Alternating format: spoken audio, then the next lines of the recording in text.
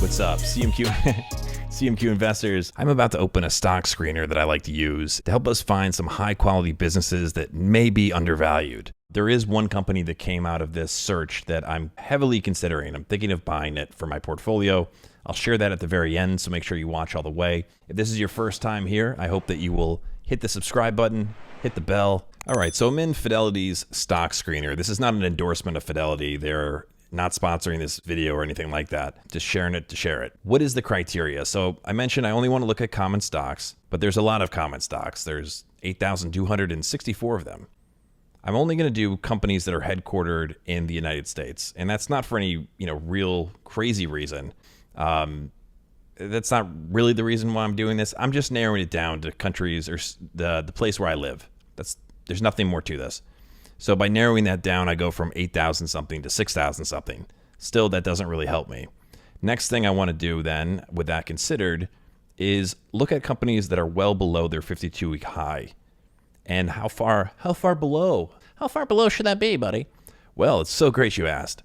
I'm going to say 50% or more below their 52-week high. Oh, typed that in wrong. Fixed it. Great. Now that gives us around 1,300 or 1,400 stocks to choose from. Still way too many. Now, this next criteria is one that I'll explain in detail in a second, but we're going to say you must have at least positive cash flow. It can be anywhere from, well, I should say anything from 0 and above.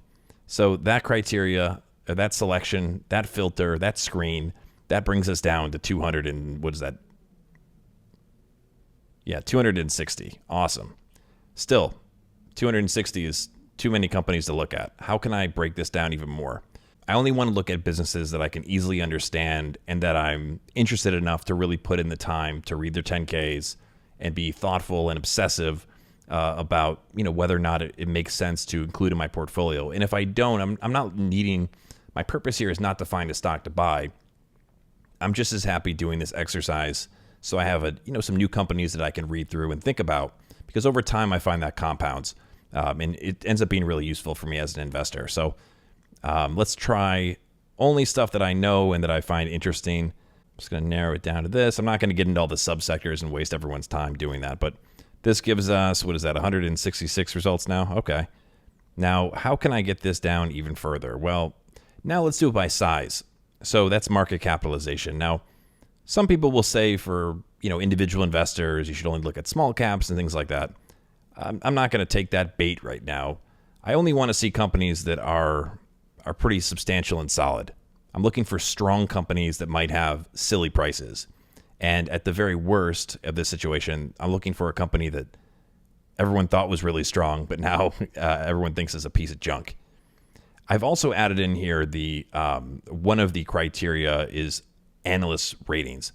I'm a big believer that if you're going to buy an individual stock and you want to make sure you're getting something that has a lot of upside, you don't want to buy it when it's in favor.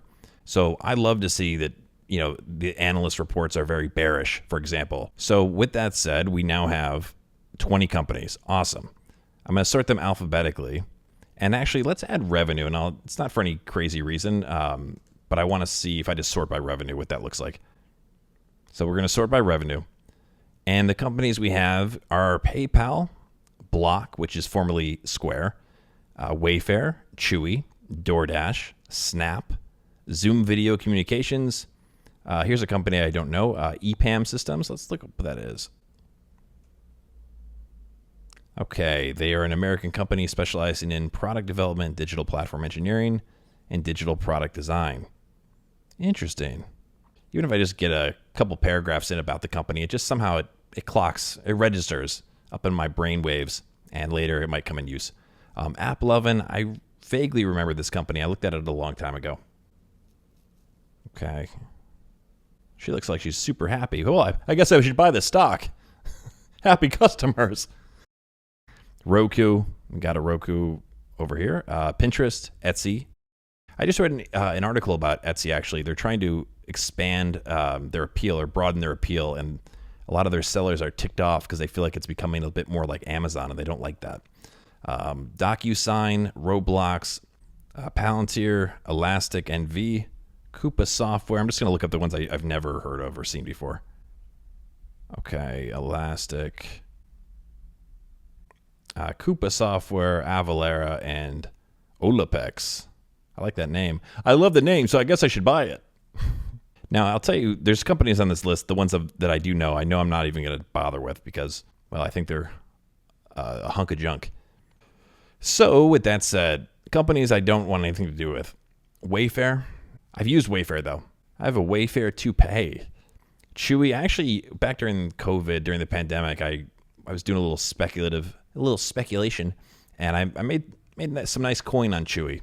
It was like the gift that kept on giving. And I have 2 dogs, as some of you know, so I'm not interested in owning this company. And one of the reasons is e-commerce businesses in general, that can be great, but unless you're going to be really big, it can be a tough business. Doesn't mean, again, anything I say here should not like encourage you or discourage you about a given stock. I'm just telling you what I'm thinking in this moment. It's not meant to be.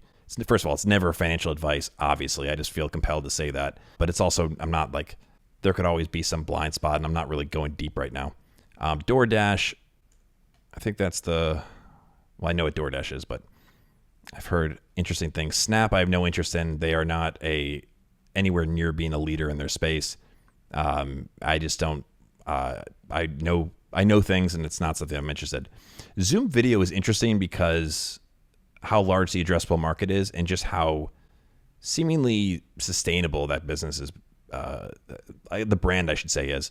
EPAM, I don't know anything about. Roku is a company I just, I don't. A lot of their stuff comes from being pre-installed on the smart TVs, and I read their 10K a couple of years ago. I just have nothing. I want nothing to do with it.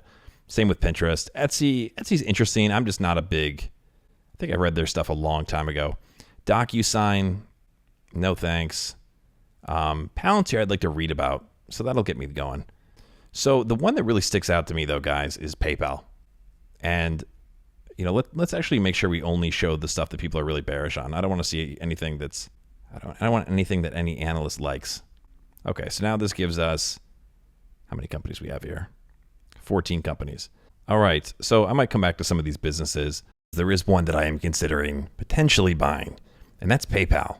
By all accounts, it is a very strong business with a very strong reputation, and it has a great tailwind behind it going into this next decade that we're in right now. I'm talking about things like digital wallets. And if you guys are interested in me doing potentially a deep dive into PayPal for a future video, let me know in the comments below. I'd love to hear from you. If you guys say you want it, I will prioritize it. For CMQ Investing, my name is Chris Franco. We'll talk soon.